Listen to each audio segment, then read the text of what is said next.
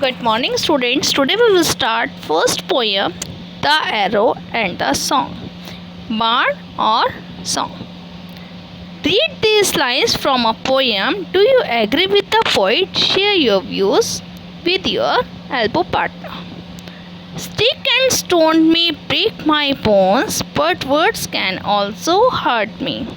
Stone and sticks break only skin, while words are cause that haunt me. इसमें point क्या कहता है कि मतलब इसमें बोलता है कि स्टिक एंड स्टोन, मतलब कोई हमें पत्थर से या फिर स्टिक से कोई मारता है तो इससे सिर्फ क्या होता है, हमारी हड्डियाँ टूट सकती हैं।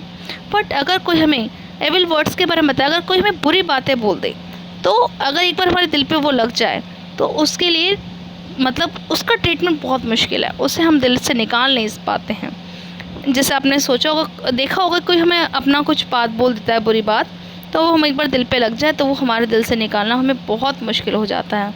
बट अगर कोई हमें स्टिक या स्टोन से मारता है तो सिर्फ इससे हमारी स्किन पे हार्म पहुंचता है। बट अगर वर्ड्स से, अगर कोई हमें एविल वर्ड्स हमें या बुरी बातें हमें कोई बोल देता है हमारे लिए, तो वो हमें इतनी बुरी लगती है कि हमें दिल से निकालना वो बहुत मुश्किल हो जाता है।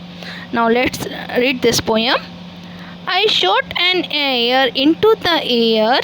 It fell to earth. I knew not where. अब इसमें पोइट कहता है कि मैंने एक हवा में बाण छोड़ा। It fell to earth. और ये कहाँ अर्थ पे आके गिरा। I knew not where. पर पता नहीं कहाँ आके गिरा। For so swiftly it flew, the sight could not follow its flight. कहते हैं कि जो मैंने बाण छोड़ा है वो इस तरह से आंखों के आगे से ओझल हो गया, ऐसे कि मैं उसकी फ़्लाइट, उसकी उड़ान को फॉलो ही नहीं कर सका। I breathe a song into the air, मैंने हवा में कुछ गुनगुनाया। It fell to earth, I knew not where. अब कहता है पता नहीं वो धरती में कहाँ विलीन हो गया, उसे पता नहीं चला। For who has the sight so keen and strong? वो कहता है किसकी निगाहें मतलब आँखें इतनी ज़बरदस्त हैं, इतनी प्रभावशाली हैं कि जो इसे ढूंढ पाएँ। That it can follow the flight of song, जो इस सॉन्ग की फ्लाइट को जो है क्या उड़ान को फॉलो कर सके। Long long afterwards in an oak I found the air still and broke. काफ़ी टाइम पहले वो एक ओक ट्री में उसे वो बाण मिला, वो भी अनब्रोक था, अभी तक वो टूटा नहीं था। And the song from beginning the end, अब वो कहता है कि मतलब उसने जो गाना गाया था शुरू से लेके अंत तक।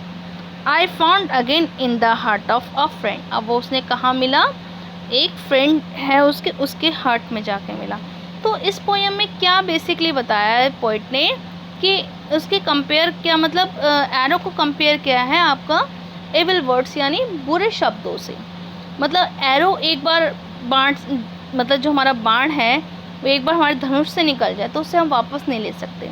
इसी तरह जो हम बोल रहे हैं, गलत शब्द हो अच्छे शब्द हो, जो भी हम बातें करते हैं, एक बार हमारे मुंह से अगर निकल जाए शब्द वो भी हम वापस नहीं ले सकते।